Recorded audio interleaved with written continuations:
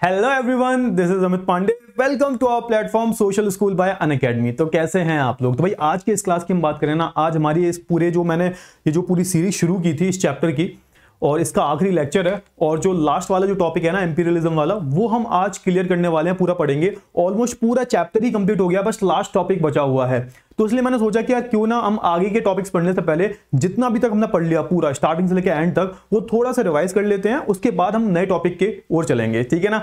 तो I hope आपको अभी तक सारी जितनी भी जो चीजें हैं जो मैंने अभी तक पढ़ाई हैं वो बहुत अच्छे से जो है क्लियर होनी चाहिए। मतलब देखो ऐसा है कि कंफ्यूजन ना होना नहीं चाहिए बिल्कुल। अगर आप कहीं भी कंफ्यूज हो ना तो उसका मतलब कहीं ना कहीं दिक्कत है, या तो मेरे पढ़ाने में या फिर आपके पढ़ने में, ठीक है ना। तो भाई मैं अपने साइड से 100% दे रहा हूं, तो आपकी भी ड्यूटी है कि आप भी अपना 100% दो, ठीक है। तो भाई स्टार्टिंग से लेके एंड तक हमने इस चैप्टर में बहुत सारी कहानियां सुनी है ना। हमने पूरे ही चैप्टर को छोटे छोटे पार्ट्स में तोड़ लिया, उसके बाद हमने हर एक पार्ट को कनेक्ट भी किया। ऐसा नहीं है कि कनेक्ट नहीं किया, हर एक स्टोरी को कनेक्ट किया हमने कोई भी टॉपिक ऐसा नहीं है कि अलग से पढ़ा हो। उन टॉपिक्स को हमने बहुत अच्छे से जो है यहाँ पर नरिश किया है, बहुत अच्छे से, और बहुत अच्छे से एक होता है ना एक धागे में मोती को बहुत अच्छे से जो पिरोया जाता है उसको मिला के एक पूरी माला बनती है। तो वैसे ही हमने कुछ किया है अभी तक जो करते आए हैं, है ना। तो आज के इस लेक्चर में क्या करेंगे, तो हमने पूरी जो माला बनानी है ना उसको एक फिनिशिंग टच देना है हमें, है ना। तो अपन ने जो माला बनाई है एक फिनिशिंग टच देंगे उसको, यानी कि हम जितना भी हमने अब तक पढ़ा है, जितना भी अभी तक है ना, वो थोड़ा सा रिवाइज करेंगे हम।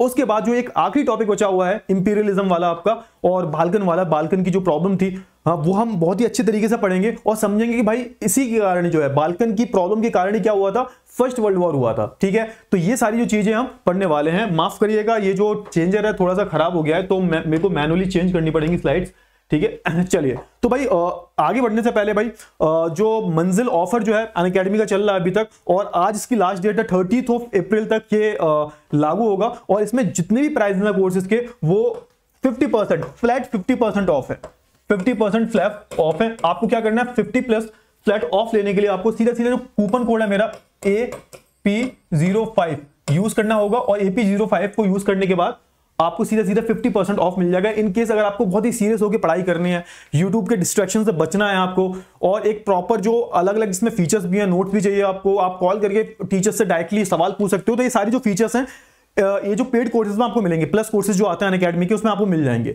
ठीक है। तो इन केस अगर आप इंटरेस्टेड हो तो आप पढ़ सकते हो, इससे भी क्लियर है। चलिए कूपन कोड याद रखना AP05 50% ऑफ हो जाएगा, बिना कूपन कोड अप्लाई किए 50% ऑफ नहीं मिलेगा। तो चाहे आप मेरा अप्लाई कर रहे हो चाहे किसी दूसरे टीचर का, अगर आपको ऑफ चाहिए तो कूपन कोड आपको अप्लाई करना पड़ेगा, क्लियर है ना। चलिए तो भाई सबसे पहले हम बात कर लेते हैं अब तक जो हमने पूरा पढ़ा उसको थोड़ा सा मतलब रिकैप कर लेते हैं थोड़ा सा, है ना। तो वो ब्रशअप हो जाएंगी चीजें, जो भी आप भूल गए हो चीज आप तो वैसे भी जल्दी भूल जाते हो कि सर पिछले लेक्चर का तो याद नहीं रहता, आप तो पूरे चैप्टर जो आपने 7 पार्ट्स पढ़ा दिए हैं इंक्लूडिंग दिस, तो वो कैसे याद होगा। तो उसका रिवीजन करवा देता हूं मैं। तो भाई हमारी जो कहानी थी वो कहां से शुरू हुई थी, हमारी कहानी ही फ्रेंच रिवॉल्यूशन से शुरू हुई थी। किससे शुरू हुई थी? फ्रेंच रिवॉल्यूशन से। और फ्रेंच रिवॉल्यूशन की मैं बात करूं तो मैंने आपको बताया किस तरीके से आपका क्लास 9th वाला जो चैप्टर है वो एक फर्स्ट पार्ट था और ये एक एक्सटेंडेड वर्जन है। मतलब क्लास 9th में आपने सिर्फ और सिर्फ इसके बारे में सुना, सिर्फ और सिर्फ आपने जो है फ्रेंच रिवॉल्यूशन के बारे में सुना, उसके जो रीजंस थे उसके बारे में सुना, लेकिन आपने एक चीज नहीं सुनी थी कि उस फ्रेंच रिवॉल्यूशन के पैरेलली एक चीज और चल रही थी, वो थी नेशनलिज्म की फीलिंग, है ना। और नेशनलिज्म के बारे में जो आप इस चैप्टर में पढ़ रहे हो, तो इसका सेकंड पार्ट मैं बोलूंगा फ्रेंच रिवॉल्यूशन का, ये जो चैप्टर है ना। तो सबसे पहले फ्रेंच रिवॉल्यूशन के बारे में मैं बात की कि किस तरीके से 1789 में फ्रेंच रिवॉल्यूशन हो जाता है और यहां पर नेशनल असेंबली बन जाती है, फ्रांस एक स्टेट बन जाता है, और फिर फ्रांस में बहुत सारी उथल पुथल होती है, बहुत सारी, है ना। आप देखोगे जैकोबिन क्लब के लोग आ जाते हैं, उसके बाद डायरेक्टरी आ जाती है, उसके बाद भैया अपने नेपोलियन भैया आ जाते हैं, और ये बड़े ही एफिशिएंट थे, है ना, बड़े ही एफिशिएंट थे। एफिशिएंट कैसे थे भाई? क्योंकि एडमिनिस्ट्रेशन फील्ड में इन्होंने बड़े बड़े रिवॉल्यूशनरी चेंजेस किए, लेकिन भाई इनकी किस्मत फूटी भाई, है ना। 1815 में आते आते, अब हाँ कोड ऑफ कंडक्ट भी बताया था मैं, नेपोलियन कोड ऑफ कंडक्ट से क्या होता है, ये अपने ऐसा नहीं है सिर्फ अपने ही राज्य में, सिर्फ फ्रांस की बात नहीं कर रहा, जिन जिन टेरिटरीज को उन्होंने एक्वायर किया, कंट्रोल किया, वहां पर नेपोलियन कोड ऑफ कंडक्ट को इंप्लीमेंट करवाया, और उससे एक एफिशिएंट सिस्टम पूरा आप बोल सकते हो, जहां जहां इन्होंने एक्वायर किया था उस सिस्टम को, वहां पर एक एफिशिएंट एडमिनिस्ट्रेटिव सिस्टम बन जाता है। उसके बाद आप देखोगे कि सारे जो इनके नेबरिंग जो एम्पायर्स थे वो इनसे जलने लगे, क्योंकि ये काफी एम्बिशियस थे और उन्हें डर था कहीं ना कहीं ये एक्सपेंड करते करते हमें भी कहीं ना लूट ले। तो 1815 में 4 जो बड़ी बड़ी पावर्स होती हैं, Russia, Prussia, Austria and Britain, ये मिलकर नेपोलियन को वाटरलू के बैटल में हरा देती हैं। उसके बाद नेपोलियन हार जाता है, यहां तक ही बताया गया आपके एनसीईआरटी में, लेकिन उसके थोड़ा सा आगे मैंने आपको बताया था कि नेपोलियन मरा नहीं था इस युद्ध में, उसको भैया एग्जाइल कर दिया गया था, और एक अफ्रीका जो है ना कॉन्टिनेंट जो है उसके पास में कोई एक आइलैंड था, वहां पर उसको भेज दिया गया था, लगभग जो है 1000 मील 1000 माइल्स दूर जो था फ्रांस से, और वहां पर बाकी का उसने जीवन वहां पे बिताया और उसका जीवन काफी अच्छा नहीं गया। फिर उसको पता नहीं, बताते हैं कि उसको कैंसर था, कोई कहता है किडनी में स्टोन था, ब्लैडर में स्टोन था, तो ये सब कहानियां उसके बारे में। तो 1815 के बाद नेपोलियन की कहानी थोड़ी क्लोज हो जाती है, रिलेटेबल, आपकी बुक में नहीं दे रखी। उसके बाद आप क्या देखोगे, उसके बाद आप देखोगे वहां पर कंजर्वेटिज्म आ जाता है ना। मैंने बताया क्या हुआ, बहुत सारे बड़े बड़े चेंजेस हुए कि जितनी भी टेरिटरी को नेपोलियन ने एक्वायर किया था वो सारी जो टेरिटरी होती है आपस में बांट लेते हैं, है ना। और फ्रांस में फिर से बर्बन डायनेस्टी आ जाती है और यहाँ पे कंजर्वेटिव जो होते हैं वो स्ट्रांग हो जाते हैं। ये सारी चीजें मैंने ऑलरेडी बताई थी आपको। और जब कंजर्वेटिव स्ट्रांग हो जाते हैं उसके बाद क्या होता है, यहाँ पे जो लिबरल्स होते हैं, मैंने बताया था ना सोसाइटी दो पार्ट्स में बढ़ चुकी थी। कंजर्वेटिव्स जो पुरानी सोच वाले थे, जो चाहते थे जो पुराना सिस्टम चला आ रहा है उसमें कोई भी चेंजेस ना आए। ये कौन थे भाई, तो एरिस्टोक्रेट्स थे, है ना, क्लर्जी थे, ये जो किंग था वो भी आप कंजर्वेटिव मान सकते हो उसे। तो ये स्ट्रांग हो जाते हैं, यहाँ पर जो लिबरल्स होते हैं अपने आप को अंडरग्राउंड कर लेते हैं। फिर यहाँ पे हमने पढ़ा था एज ऑफ रिवॉल्यूशंस के बारे में 1830 1848। तो यहाँ पे क्या हुआ, अलग अलग सीक्रेट सोसाइटीज बनी। मैंने आपको गिउसेपी मजीनी के बारे में बताया, है ना, वहां के गांधी जी थे वो, है ना। तो उन्होंने young Europe young Italy society की जो है यहाँ पे फाउंडेशन रखी, और यहाँ पे देखा देखी में बहुत सारी सीक्रेट सोसाइटीज बनने लगती हैं और अपने ये आइडियोलॉजीज को सीक्रेटली जो आम लोग हैं उन तक पहुंचाने लगते हैं, जिनको पता नहीं था कि नेशनलिज्म होता क्या है। क्योंकि आम लोगों तक पहुंचाना बहुत ज्यादा जरूरी था। जब लोगों को ही पता नहीं होगा तो लोग राजा को कैसे बोलेंगे कि तुम उठो यहां से, है ना। तो ये सारी चीजें चल रही थी। फाइनली गुस्सा का फूट था 1830 में। 1830 में फाइनली फ्रांस में फिर से एक रिवॉल्यूशन हो जाता है और यहाँ पर बर्बन किंग को ओवरथ्रो कर दिया जाता है और फिर से फ्रांस में एक कॉन्स्टिट्यूशनल मोनार्की आ जाती है। यानी कि भाई राजा भी होगा लेकिन राजा को कंट्रोल कौन करेगा, कॉन्स्टिट्यूशन करेगा, है ना। तो ये सारी चीजें हो जाती है फ्रांस में। फाइनली फ्रांस में फिर से चीजें सही होती हुई दिखाई देती हैं। और इसके अलावा फिर मैंने आपको जुलाई रिवॉल्यूशन के बारे में बताया।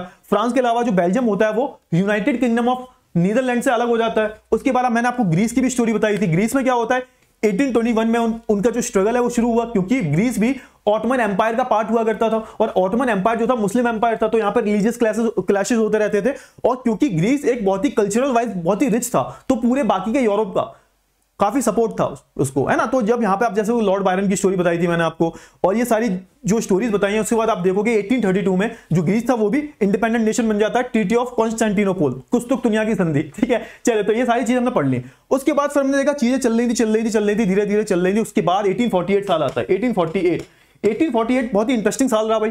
फिर से फ्रांस में क्या हो जाता है, फिर से फ्रांस में लोग काफी परेशान हो जाते हैं। एक हंगर और अनएम्प्लॉयमेंट होता है बहुत ज्यादा, और यहाँ पे जो फार्मिंग थी वो भी बेकार हो जाती है, फेमाइन आ जाता है यहाँ पे। तो प्रॉब्लम बहुत सारी क्रिएट कर रहे थे। जब लोग प्रॉब्लम्स क्रिएट करते हैं तभी यहाँ पर राजा के अगेंस्ट कोई कार्रवाई होती है। तो यहाँ पे लुई फिलिप जो होता है वो फ्लैट कर ही फ्लैट अवे, तो वो भाग जाता है और उसके बाद फाइनली जो फ्रांस होता है वो एक रिपब्लिक बन जाता है। क्लियर हुआ, यहां तक हमने पढ़ा। उसके बाद हमने फिर बात की थी किसके बारे में, उसके बाद हमने बात की थी कि और जो कंट्रीज हैं और जो एम्पायर्स हैं, लाइक जर्मनी हो गया, इटली हो गया, ऑस्ट्रियन हंगरी एम्पायर हो गया, ब्रिटेन हो गया, ये भी अपने आप को जो है यूनिफाई करेंगे। तो मैंने सबसे पहले केस बताया था आपको जर्मनी का। जर्मनी में हुआ क्या, सबसे पहली कोशिश जो हुई थी उसमें जो फ्रैंकफर्ट पार्लियामेंट है वो बनाई गई सेंट पॉल चर्च में, और 831 जो लोग होते हैं, इलेक्टेड लोग जो होते हैं, वो एक नेशनल असेंबली बना देते हैं और राजा को ऑफर करते हैं कॉन्स्टिट्यूशनल मोनार्की। तो राजा नाराज हो जाते हैं, और क्योंकि 831 जो मेंबर्स थे इनके पास किसी का सपोर्ट ही नहीं था, तो इसको इजीली डिसॉल्व करवा दिया जाता है। राजा जो होता है वो जंकर्स को बुला लेता है, ये लैंड ओनर्स जो होते हैं उनको बुला लेता है, उनकी हेल्प से इस पूरी असेंबली को डिसॉल्व करवा दिया जाता है। यहां तक कहानी पहुंची थी हमारी। फिर क्या होता है, फिर मैंने बताया कि यहां पर आप विलन जो है वो अच्छा होने लगेगा थोड़ा थोड़ा। तो ये जो कंजर्वेटिव्स हैं वो खुद ही सोचेंगे यूनिफिकेशन के बारे में। तो सबसे पहला कदम किसने उठाया, जर्मनी में। जर्मनी में सबसे पहले क्या हुआ भाई, तो जर्मनी में सबसे पहले जैसे मैं बात करूं, Germany was not the Germany at that time. Germany was divided into 39 parts. उन 39 पार्ट्स में सबसे पावरफुल जो पार्ट था यानी कि स्टेट जो था वो था प्रूशिया। तो प्रूशिया ने रेस्पॉन्सिबिलिटी इनिशिएट किया कि भाई हम करेंगे पूरी जर्मनी का यूनिफिकेशन। लेकिन जर्मनी का यूनिफिकेशन जो था वो इतना ज्यादा आसान नहीं था। क्यों आसान नहीं था, क्योंकि भाई वहां पर अलग अलग एम्पायर्स थे और 39 पार्ट्स में डिवाइडेड था। उस वहां पर डेनमार्क भी था, फ्रांस भी था, यहाँ पे ये जो कुछ ऑस्ट्रिया का भी पार्ट था यहाँ पर। तो यहाँ पर क्या होता है, यहाँ पर ये जो ऑटोमन बिस्मार्क जो होते हैं, जो कि मंत्री होते हैं, जो उनके राजा होते हैं जर्मनी के, प्रूशिया के जो राजा होते हैं उनके मंत्री जो होते हैं वो रेस्पॉन्सिबिलिटी लेते हैं और वो 7 ईयर वॉर लड़ते हैं, 7 साल तक युद्ध करते हैं और 3 देशों को, फ्रांस, ऑस्ट्रिया और ये डेनमार्क को हराते हैं। उसके बाद जाकर आप देखोगे ट्रीटी ऑफ फ्रैंकफर्ट से जो है यहाँ पर यूनिफिकेशन होता है जर्मनी का, ठीक है। जर्मनी आजाद हो जाता है। उसके बाद मैंने इटली की स्टोरी बताई थी। Italy was divided into 7 parts और 7 पार्ट्स में स्पेन का भी एम्पायर था, उसमें ऑस्ट्रिया का भी एम्पायर था, खुद इटालियन एम्पायर भी था उसमें, है ना। जो सर्डिया पिडमोंट जो इलाका था मैंने बताया था उसके बारे में, और नीचे जो 2 किंगडम ऑफ सिसिली उसमें कौन था, स्पेन था। तो ये सारे जो किंगडम्स है वो रूल कर रहे थे। अब यहाँ पे गिउसेपी मजीनी ने कोशिश तो की थी लेकिन उनकी कोशिश से कुछ हो नहीं पाया। फिर यहाँ पे जो कंजर्वेटिव्स थे यानी कि जो विक्टर एमानुएल II जो थे, उन्होंने कोशिश की और उन्होंने काउंट कावूर को रेस्पॉन्सिबिलिटी दी कि आप जाओ और जो नदन वाला पार्ट जो है उसको इंडिपेंडेंस दिलवाओ। तो वो बंदे ने फ्रांस की हेल्प लेके, क्योंकि उसके अच्छे डिप्लोमेट रिलेशन थे किससे, फ्रांस से, तो फ्रांस की हेल्प लेके उसने जो नदन वाला पार्ट जो है उसको इंडिपेंडेंस दिलवाई। सदर्न वाले पार्ट में रिस्पॉन्सिबिलिटी रही गैरीबाल्डी की, तो गैरीबाल्डी ने सदर्न वाले पार्ट को, और मिडिल वाला जो पार्ट था वो पोप के कंट्रोल में था, तो पोप ने खुद ही सरेंडर कर दिया, और ऐसे करके यहां पर इटली का यूनिफिकेशन हो गया। ठीक है, तो ये कहानी थी इटली की। उसके बाद उन्होंने ब्रिटेन की बात की, तो ब्रिटेन में अलग अलग एथनिक ग्रुप्स थे। ब्रिटेन जो था वो भी बहुत सारे आइलैंड जो नेशन है उनसे बनके बना है। तो ब्रिटेन जो था वैसे इंग्लिश, पॉलिश, आयरिश, तो इन सबके जो एथनिक ग्रुप जो है वो बने थे अलग अलग। इसमें सबसे पावरफुल कौन था, तो इंग्लिश था। इंग्लिश ने क्या किया सबसे पहले, है ना, यूनियन ऑफ एक्ट पास किया 1707 में, उससे जो है यहां पर पोलैंड को एक्वायर कर लिया। पॉलिश, वहां के कल्चर को खत्म कर दिया, वहां के जो भी एथनिसिटी थी उसको खत्म कर दिया और उसको एक्वायर कर लिया। उसके बाद फिर देखोगे आप आयरलैंड में बहुत सारे रिवॉल्ट हुए, लेकिन उसका कुछ फायदा नहीं हुआ क्योंकि इंग्लिश बहुत पावरफुल थे, तो ऐसे करके नदर्न आयरलैंड को भी उन्होंने एक्वायर कर लिया। तो इस तरीके से क्या हुआ, इस तरीके से जो भाई ब्रिटेन का भी यहां पर आप बोल सकते हो ब्रिटेन एक जो यूनाइटेड द ग्रेट ब्रिटेन जो है कैसे बना उसकी कहानी थी। ठीक है ना, तो ये सारी चीजें हम ऑलरेडी पढ़ चुके हैं, है ना, ये सारी चीजें हमने पढ़ ली हैं ऑलरेडी, है ना। तो भाई कैसा लगा रिवीजन, ये पूरा रिवीजन था भाई, 10 मिनट में आपका रिवीजन करवा दिया। आई होप आपको अब अच्छा फील हो रहा होगा, क्योंकि एक बार होता है ना रिवीजन से आप चीजें थोड़ी सी कनेक्ट कर लेते हो, तो आप अब now you are able to connect all the topics that I have teach you. ठीक है, तो ये सारी जो चीजें हैं वो आप अच्छे से समझ गए होंगे। अब यहां पे बात करेंगे किसके बारे में, यहां पर हम बात करेंगे किसके बारे में भाई, यहां पे हम नए टॉपिक के बारे में बात करेंगे। हाँ, उसके बाद मैंने ये टॉपिक और बताया था आपको, विजुअलाइजिंग, ये जो भूल गया मैं, विजुअलाइजिंग द नेशन। तो उसमें बेसिकली मैंने बताया था कि हम अपनी कंट्री को एज अ नेशन की तरह विजुअलाइज करते हैं, मतलब हम किसी एक विमेन फिगर में, एक जो होता है ना विमेन फिगर को अपनी कंट्री के रूप में विजुअलाइज करते हैं। जैसे कि जर्मनी में जर्मेनिया थी, है ना, मैरियाना कहां पे थी भाई, तो ये फ्रांस की थी, और इनकी जो भी कॉस्ट्यूम्स वगैरह होते हैं, जो भी उनके फोटो में जो भी एलिगरी में शो होता है, उसका कुछ ना कुछ मतलब होता है। तो मैंने उसका भी आपको चार्ट दिखा दिया था, और ये भी कहा था कि भाई एग्जाम में आ जाता है, तो ये भी आप देख लेना, ये सब ने इसमें पढ़ लिया। अब जो लास्ट टॉपिक है ना वो बचा हुआ है नेशनलिज्म एंड इंपीरियलिज्म। अच्छा, इंपीरियलिज्म का मतलब क्या होता है, इसको बोलते हैं विस्तारवाद, है ना मतलब ये जिस भी शब्द के एंड में ना ये ISM लग जाए, ISM, तो मान के चलिएगा कि एक आइडियोलॉजी है, मतलब एक ऐसी आइडियोलॉजी जिसमें जो कोई भी किंगडम होता है, कोई भी स्टेट होती है, वो अपने आप को एक्सपेंड करने की सोचती है कि भाई हम जो है हम ताकतवर तभी होंगे जब हम आगे की जो जितने भी आसपास के हमारे जो कमजोर, जो वीकर जो स्टेट्स हैं उनको हम एक्वायर कर लेंगे। तो उसको हम बोलते हैं इंपीरियलिज्म, कि एक्वायर कर लेना सामने वाले को, है ना। अब यहां पे नेशनलिज्म का जो मतलब है ना वो गलत तरीके से इंपीरियलिज्म से निकालने लगा। अब नेशनलिज्म का मतलब क्या होता है, अपने देश से प्यार। अब ये थोड़ा होता है कि तुम सामने वाले की टेरिटरी को भी अपने कब्जे में ले लोगे, लेकिन यहां पे यही चल रहा था। अब हुआ क्या, जैसे हमारी स्टोरी का दी एंड हो गया है और यहां पे पोस्ट क्रेडिट सीन चल रहा है कि अब उसके बाद हुआ क्या, है ना। तो काइंड ऑफ एक पोस्ट क्रेडिट सीन में क्या दिखाया रहा है, यहाँ पे दिखाया जा रहा है कि बाकी की जो शक्तियां हैं जो बड़ी बड़ी, जैसे रशिया हो गया, इनका यूनिफिकेशन हो गया, Russia, Italy, Germany, France, Austro Hungary empire, तो ये सब जो है ना इन्होंने अपना काम कर लिया है ना, जो उनके यहाँ पे चला था सब कुछ हो गया है, हैप्पी एंडिंग हो गई है। लेकिन अब स्टोरी खत्म नहीं होगी ना भाई, स्टोरी तो आगे बढ़ती रहेगी। अब दिक्कत ये होगी कि एक राज्य था, इसका नाम था बाल्कन, है ना। क्या नाम था, बाल्कन। मैं पूरा समझी दे देता हूं यहाँ पे, फिर उसके बाद हम थ्योरेटिकली पढ़ लेंगे। अब बाल्कन की हम बात करें, बाल्कन, अब ये बाल्कन क्या है, बाल्कन जो एरिया है ये साउथ ईस्ट यूरोप में है, यूरोप का ही पार्ट है, क्योंकि हम यूरोप के बारे में पढ़ रहे हैं तो यूरोप के ही बारे में बात करेंगे। तो साउथ ईस्ट जो पार्ट है यूरोप का, वहां पर बाल्कन रीजन आता है, जहां पर बहुत सारे देश है। अब ये जो देश है ना, एक टाइम पर ये ऑटोमन एम्पायर के कंट्रोल में थे, और मैंने आपको बताया कि भाई 19वीं सेंचुरी आते आते ऑटोमन एम्पायर जो होता है वो बहुत ज्यादा वीक हो जाता है, बहुत ज्यादा, मतलब वो ना के बराबर रह गया था, दिखावटी का रह गया था बस। ऑटोमन एम्पायर जो था वो सिर्फ और सिर्फ टर्की में ही कंसोलिडेट होकर रह गया था, बाकी और जगह पे वीक था। अब आपको पता है हमेशा कि जब कोई भी एक एम्पायर वीक पड़ता है ना, तो यहां पे पावर वैक्यूम क्रिएट होता है, वहां पे दूसरी जो पावर्स होती हैं वो क्रिएट होने लगती हैं, इंडिपेंडेंस डिक्लेयर करने लगते हैं अपने आप को, जब भी एक पावर वीकर होगी। समझ में आ गया ना। जैसे हम बात करें मराठास के टाइम पे, जब 1707 में औरंगजेब जब मरा, उसके बाद आप देखोगे मराठा स्ट्रांग हो जाते हैं, एक पावर वैक्यूम क्रिएट हुआ। अब क्योंकि औरंगजेब के बाद के जो रूलर्स जो थे वो बहुत वीक थे, वो इतने एफिशिएंट नहीं थे, तो यहां पे आप क्या देखा, यहां पे पावर वैक्यूम क्रिएट होता है और फिर मराठास पावर में आ जाते हैं, है ना। तो थोड़ा सा रिलेट करो कि जब एक एम्पायर कमजोर पड़ता है तो वहां पे पावर वैक्यूम क्रिएट होता है, और वहां पे कोई ना कोई दूसरा एम्पायर या फिर दूसरा स्टेट या फिर लोग ही जो होते हैं बगावत कर देते हैं। तो यही हाल जो था बाल्कन का हुआ। अब बाल्कन जो था वो एक ऐसा एरिया था जहां पर बहुत ज्यादा विस्फोटक एरिया बन गया था, क्योंकि दो तीन चीजें, मैं 2-3 फैक्ट्स बताऊंगा उसके बारे में। अब बाल्कन की हम बात करें ना, इसमें बहुत सारी कंट्रीज हैं, कौन से हैं मैं बताता हूं अभी आपको आगे। लेकिन यहां पे क्या हुआ ना, यहां पे भी एक नेशनलिज्म की जो फीलिंग है वो मनने लगी। लेकिन नेशनलिज्म की फीलिंग में ना ये लोग भूल गए कि ये एक दूसरे पे अटैक कर रहे हैं, मतलब क्योंकि बाल्कन एरिया बहुत छोटा है, उसमें बहुत सारी कंट्रीज है। अब ये अपने एरिया को बड़ा करने के लिए, एक्सपेंड करने के लिए ये एक दूसरे पे अटैक कर रहे थे, एक दूसरे से जलते थे ये लोग। अब इसमें ना आग में घी डालने का काम किसने किया? आग में घी डालने का काम ये जो बड़े बड़े एम्पायर थे ना, रशिया, जर्मनी, फ्रांस, ब्रिटेन, इनने किया। इन्होंने क्या किया भाई, अब क्योंकि बाल्कन का जो एरिया था ना वो बहुत ही रिसोर्स रिच एरिया था, यहां पे रिसोर्सेज बहुत ज्यादा मात्रा में था, मतलब यहां पे बहुत सारे खनिज पदार्थ जो बोलते हैं रिसोर्सेज से बोलते हैं बहुत मिलते थे। अब देखो बिना रिसोर्सेज के कोई भी इकोनॉमी नहीं चल सकती, आपको पता है ना, विदाउट एनी रिसोर्सेज आप इकोनॉमी को इमेजिन भी नहीं कर सकते। अब रिसोर्सेज चाहिए थे, तो इसके चक्कर में फिर होता क्या है कि यहाँ पर जो बड़ी बड़ी जो पावर्स होती हैं वो बाल्कन में बढ़ जाती हैं। अब यहाँ पे दो टीम्स बढ़ जाएंगी, है ना, कि एक तरफ आपको सेंट्रलाइज्ड पावर देखने को मिलेगा, एक तरफ आपको एलाइड नेशन। समझ में आया? और यही आगे चल के है ना 1914 में आपको यही जो चीज है ना, ये जो एक चिंगारी लगी थी ना, ये जो चीज है फिर आग में बदल जाएगी और यहाँ पर 1914 में फर्स्ट वर्ल्ड वॉर हो जाएगा। और हमारी स्टोरी जो है ना नेक्स्ट चैप्टर में यहीं से शुरू होगी। जो नेशनलिज्म इन इंडिया जो है ना, थोड़ा सा कनेक्ट करना, नेशनलिज्म जो इंडिया है उसमें हमारी कहानी यहीं से शुरू होगी कि फर्स्ट वर्ल्ड वॉर का इंडिया पे क्या असर पड़ा। और वहां पे मैं आपको बताऊंगा कि फर्स्ट वर्ल्ड वॉर हुआ क्यों था, वो पूरी स्टोरी बताऊंगा। लेकिन यहाँ पे ये समझो कि बाल्कन में जो हुआ, बाल्कन में क्या हुआ, विस्फोटक एरिया बन गया था। ये जो लोग हैं आपस में लड़ रहे थे, ये खुद आजाद होना चाहते थे किससे, ऑटोमन एम्पायर से। ये अपने आप को एक्सपेंड करना चाहते थे, तो आपस में ये सारी पावर्स लड़ रही थी। इसका फायदा किसने उठाया? बाकी के देशों ने। और वहां पर क्या होता है, जब बाकी के देश आपस में बढ़ जाते हैं तो इसी जगह पे आप देखोगे कि यहाँ पे फर्स्ट वर्ल्ड वॉर हो जाता है। पूरे यूरोप एक सेंटर था, आपको पता है ना कि फर्स्ट वर्ल्ड वॉर का सेंटर जो था कहां था? यूरोप में। तो ये कहानी थी किसकी भाई? बाल्कन की। या फिर आप ये जो टॉपिक था नेशनलिज्म और इंपीरियलिज्म, है ना। अब हम धीरे धीरे पढ़ेंगे इसको कि स्लाइड्स में क्या लिखा हुआ है। पूरी समरी मैंने आपको दे दी है, एक थोड़ा सा पूरा एक होता है ना, एक ओवरव्यू जो होता है वो मैंने आपको दे दिया है, ठीक है ना। चलिए, तो आई होप आपको बहुत अच्छे से जो है चीजें क्लियर हो गई होंगी। आगे बढ़ते हैं, है ना। तो ये टॉपिक हम पढ़ने वाले हैं, ये वाला टॉपिक हमारा nationalism and imperialism.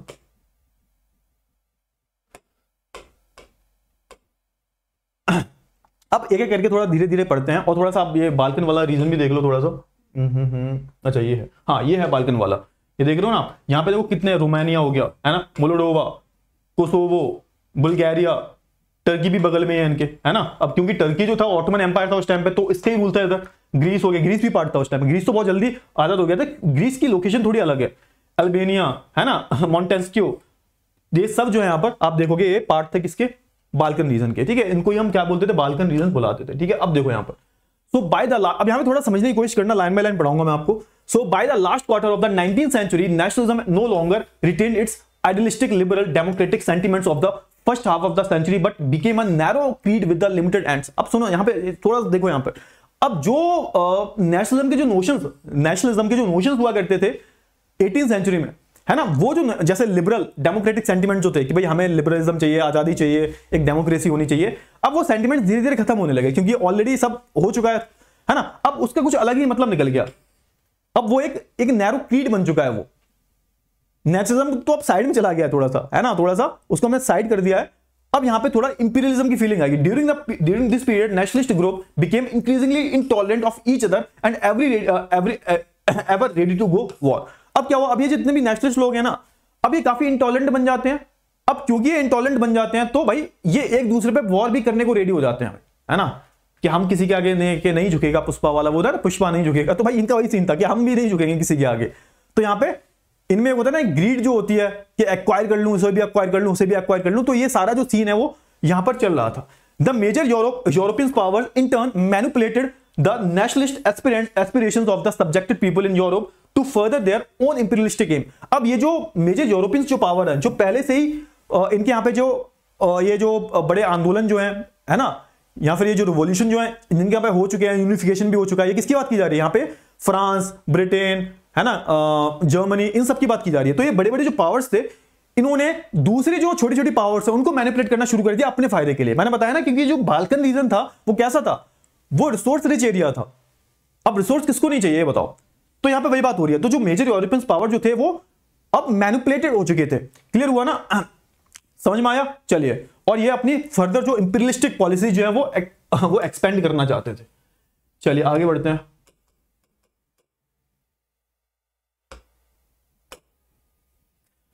The most serious source of nationalist tension in Europe after 1871 was the area of Balkan। अब इसी का एक एग्जांपल दिया गया है कि 1871 में ये जो टेंशन थी बहुत ज्यादा बढ़ जाती है। कौन से इलाके में? बाल्कन वाले इलाके में। So the Balkan was a region of geographical and ethnic variation comprising the modern day Romania. अच्छा, यहां पर आपको ज्योग्राफिकल जो वेरिएशन है वो भी बहुत मिल जाएगी, और प्लस कल्चरली एथनिक भी यहां पर लोग आपको अलग अलग देखने को मिल जाएंगे। कौन कौन से देश आते हैं आज के टाइम पर? तो Albania, Bulgaria, Romania, Greece, Macedonia, Croatia, Bosnia, है ना, हर्जोवेनिया, स्लोवेनिया, सर्बिया, मॉन्टेनेग्रो, ये सब जो है यहां पर आ जाते हैं, है ना। हुज इनहैबिटेंट वर ब्रॉडली नोन एज स्लाव्स, तो इनके जो इनहैबिटेंट्स हैं उन्हें स्लैव्स बोलते हैं, स्लेविया, है ना, स्लाविया। तो यहां पे देखो, a large part of the Balkans was under the control of the Ottoman empire. ये तो मैंने ऑलरेडी बता दिया था कि भाई पुराने टाइम पर एक बड़ा ही, देखो ऑटोमन एम्पायर की मैं बात करूं तो ये बहुत ही पावरफुल एम्पायर था, है ना, मतलब ऐसा कोई छोटा मोटा एम्पायर नहीं था ये। और अब देखोगे बहुत पुराना भी था, 12th सेंचुरी से था, और इसने लगभग जो है 1/4 एरिया पे तो इसने कंट्रोल किया ही होगा। यूरोप के आधे हिस्से को कब्जा लिया था इसने, तुर्की हो गया, तो बहुत सारी एरियाज पे इसका रूल था, अगर मैं ऑटोमन एम्पायर की बात करूं। लेकिन होता है ना कि भाई देखो, पावर कभी ना कभी चीजें हमेशा सेम नहीं रहती। आपने 300, 400, 500 साल रूल किया, अब आप कभी ना कभी तो कमजोर पड़ोगे ना, तो हर एम्पायर के साथ यही हुआ है, तो इनके साथ भी यही हो रहा था। ये उस टाइम पे कमजोर थे काफी।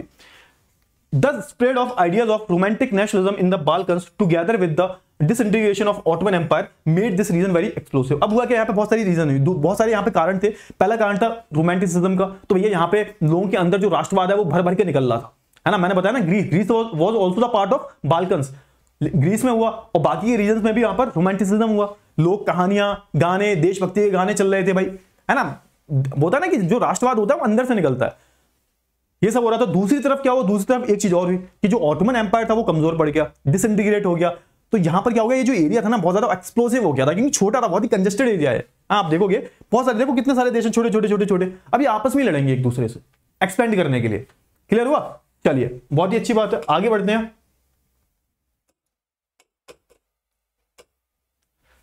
One by one, its European subjects nationalities broke away from its control and declared independence। अब धीरे धीरे करके ये जो कुछ एम्पायर जो थे, कुछ जो स्टेट जो थे, इन्होंने अपने आप को ऑटोमन एम्पायर से इंडिपेंडेंट करना डिक्लेयर कर दिया कि भैया हम जो है तुम्हारे कंट्रोल में नहीं है, अब हम जो है इंडिपेंडेंट हो चुके हैं, है ना। डिक्लेयर करना शुरू कर दिया धीरे धीरे। The Balkan people based their claims for independence और political rights on nationality and used history to prove that they had once been independent but had subsequently been subjugated by the foreign power। अब यहाँ पे क्या हुआ, यही दिक्कत हुई। यहाँ पे क्या दिक्कत हुई, जैसे होता है ना, आपने सुना होगा कि भारत उस टाइम पर, हम बात करें अशोका के टाइम पे, भारत का, अफगानिस्तान भी भारत का पार्ट हुआ करता था, है ना। पाकिस्तान तो था ही, और बांग्लादेश भी था। इसके अलावा बहुत सारे जो भारत का पूरा भारत का हिस्सा हुआ करते थे, नेपाल वगैरह ये सब, है ना। तो हम जैसे, और इन लोगों ने भी क्या किया, अपनी पुरानी हिस्ट्री निकाल के रख दी। इन्होंने बोला कि भाई इंडिपेंडेंस, जब हम एक टाइम पर इंडिपेंडेंट हुआ करते थे, और हमारा जो रीजन है ना, हमारे जो पॉलिटिकल राइट्स हैं वो इधर भी थे, इधर भी थे। होता है ना, लोग अपनी हिस्ट्री डिक्लेयर करने लगते हैं। अब क्योंकि यहाँ पे जो पूरा रीजन है, यहाँ पे बहुत सारे देश है, अब ये कह रहे हैं कि भैया हमारे एक टाइम पे हमारा जो पूरा एम्पायर हुआ करता था, तो हमें पूरा चाहिए हमें ये भी चाहिए, हमें वो भी चाहिए। अब इससे क्या हुआ, इससे लड़ाई होगी। अब तुम अपनी अपनी हिस्ट्री लेके बैठ गए हो, पुरानी टाइम पे क्या हुआ था, और उसके बेसिस पे आप बता रहे हो कि ये इलाका भी हमारा, ये भी हमारा, ये भी हमारा, तो क्या होगा भाई, लड़ाई होगी, है ना। तो वही तो लिखा हुआ था, Balkan people based on their claims for independence, political rights on nationality and used the history to prove that they had once had been independent but had subsequently been subjugated by the foreign power. धीरे धीरे उसके बाद क्या हुआ, उसके बाद foreign power से deal करने लगे। Hence the rebellious nationalities in the Balkans thought of their struggle as an attempt to win back their long lost independence। समझ में आ गया? तो यहाँ पे उन्होंने कि जो उन्होंने इंडिपेंडेंस बहुत पहले खो दी थी, उसके लिए उन्होंने स्ट्रगल करना जो शुरू कर दिया, और स्ट्रगल के चक्कर में उन्होंने आसपास के जो एरियाज हैं उन पर भी अटैक करने शुरू कर दिया, और ये बहुत ही एक विस्फोटक एरिया बन जाता है। कैसा बन जाता है? बहुत ही विस्फोटक एरिया जो है बन जाता है ना। The different Slavic nationalities struggle to define their identity and independence. The Balkans area become an area of intense conflict. अब क्या हुआ भाई, अब जब एक दूसरे से लड़ेंगे, जैसे स्लैविक नेशनलिस्ट जो थे, है ना, अब ये आपस में लड़ रहे हैं, है ना, स्ट्रगल कर रहे हैं अपनी आइडेंटिटी के लिए, अपने इंडिपेंडेंस के लिए। तो यहां पे क्या हुआ है, ऑब्वियस सी बात है कि जब ऐसी चीजें होती हैं तो भाई कहीं भी पीस नहीं रह सकता, शांति नहीं रह सकती, लड़ाई तो होगी। The Balkan states were fiercely jealous of each other and hope to gain more territory at the expense of the other. अब ये जो चीज थी ना, वो जेलिसी में बदल गई। वो कह रहा है कि हमारी इतनी रिच हिस्ट्री थी, ये कह रहे हैं हमारी इतनी रिच हिस्ट्री थी, अभी आपस में लोग मर रहे हैं, लड़ रहे हैं, और यहाँ पे देखो लोग मारे जा रहे हैं, और इनका बस एक ही एम है कि ज्यादा से ज्यादा टेरिटरीज को एक्वायर करो, क्योंकि ये जो टेरिटरी थी कभी हमारी कंट्रोल में हुआ करती थी जब हम इंडिपेंडेंट, है ना। तो ये लॉजिक था इनके पीछे का, है ना। तो इससे क्या हुआ, इससे हुआ ये कि ये जो टेरिटरी थी ना, एक विस्फोटक बन चुकी थी। Matters were further complicated because because the Balkans also became the scene of the big power rivalry. तो यहाँ पे होता है ना पावर की जो जंग है वो चली गई थी कि किसी को कितना एरिया चाहिए, किसी को कितना। During this period there was a intense rivalry among the European powers over trade and colonies as well as the naval and military might. अब ये जो लोकेशन हम देखें है ना, अगर मैं इसकी लोकेशन देखूं किसकी, बाल्कन की, तो ये मिलिट्री नावल बेस बहुत अच्छे बन सकते हैं आप। मतलब ये ज्योग्राफिकली बहुत ही इंपॉर्टेंट एरिया है। किसी को अगर पूरे यूरोप पे कंट्रोल करना है तो अगर उसका कंट्रोल बाल्कन पे है तो वो अच्छे से कंट्रोल कर सकता है। तो बाकी के यूरोपियन जो पावर थे इनका कोई मतलब भी नहीं था इसमें कूदने का, वो भी कूद गए इसमें। एक तो ये रिसोर्स रिच एरिया था, बाकी सबको अपना मिलिट्री बेस बनाना था, तो रिलेशन अच्छे होने चाहिए। अब देखना आप जितने भी यूरोपियन पावर्स होंगे ना वो बट जाएंगे आपस में कि हम तुम्हारी तरफ, हम तुम्हारी तरफ, हम तुम्हारी तरफ। तो ये सीन होगा। तो यहां पे वही कह रहा है कि भाई इस पीरियड में जो बड़े बड़े जो यूरोपियन जो पावर थे ना वो ट्रेड के लिए, क्योंकि इस पर ट्रेड भी होता था भाई, ये एरिया ही ऐसा है साउथ ईस्ट वाला, आप देखोगे ये पूरा जोड़ता है एशिया को यूरोप से, है ना। And colonies as well as naval and military might. तो ये सारी जो चीजें वो हो रही थी। आगे बढ़ते हैं।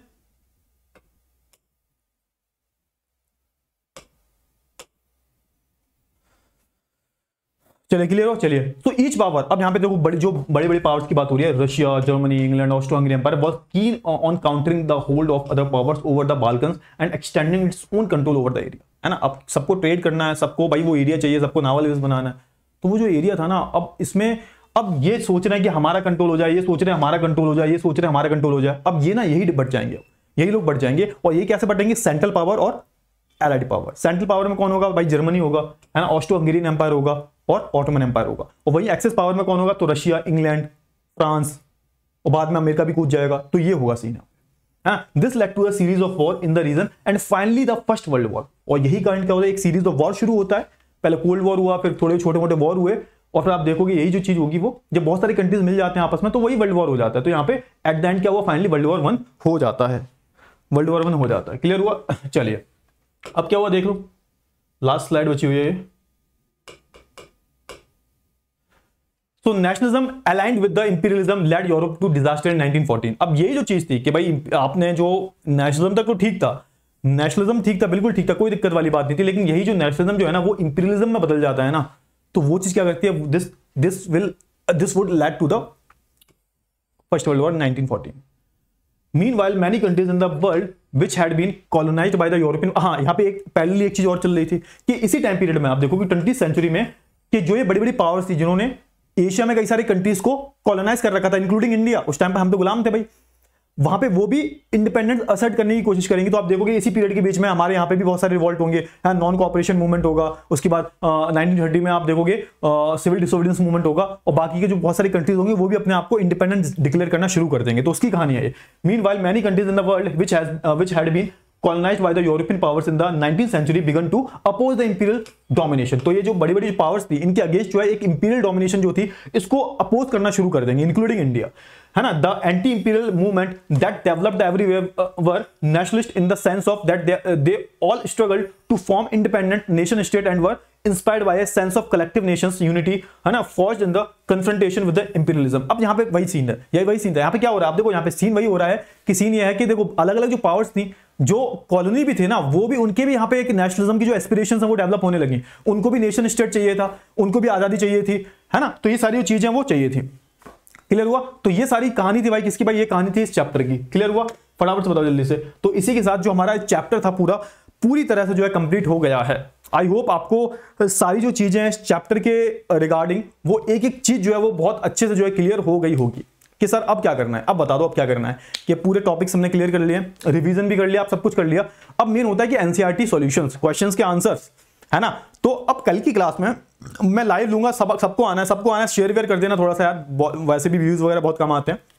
लाइक वाइक भी कर दिया करो थोड़ा सा, अगर समझ में आ जाया करे तो भाई नेक्स्ट क्लास में हम यही करने वाले हैं, क्वेश्चन आंसर्स करेंगे। और ये जो सेशन होगा क्वेश्चन आंसर्स का वो रिकॉर्डेड नहीं होगा, वो लाइव होगा, लाइव ही करवाएंगे, क्योंकि क्वेश्चन आंसर्स को रिकॉर्डेड फॉर्मेट में डालने का कोई मतलब नहीं है। बाकी आपका चैप्टर जो है कंप्लीट हो गया, इससे बाहर आपके एग्जाम में कुछ भी नहीं पूछा जाएगा, है ना। और थोड़े से जो अब सीबीएसई का जो क्वेश्चन का डिजाइन है वो थोड़ा सा अलग हो गया है, कॉन्सेप्ट बेस्ड क्वेश्चन ज्यादा आते हैं। तो कॉन्सेप्ट पे ध्यान देना, रटने की बजाय, रटना मत। क्लियर हुआ ना, रटना मत, कम से कम रटना यार, रटन विद्या अच्छी है तो रट लेना यार। मैं मतलब रटने को मैं अपोज नहीं करता, अगर आप रट्टा अच्छा मार लेते हो तो रट्टा मारो, लेकिन भाई पहली बात है समझो, पहले समझ के रट्टा मारो तो वो अलग ही समझ में आएगा। क्लियर हुआ ना। चलिए, तो बहुत अच्छी बात है। तो आई होप आपको पूरा जो लेक्चर है बहुत अच्छे से जो है क्लियर हो गया होगा। और कल आना है सबको, और लाइव क्लास है कल, लाइव लूंगा मैं, क्वेश्चन आंसर्स करेंगे, उसके बाद हम नेक्स्ट चैप्टर भी शुरू करेंगे। क्लियर हुआ? चलिए तो भाई एंड करते हैं इस क्लास को। Bye bye, take care.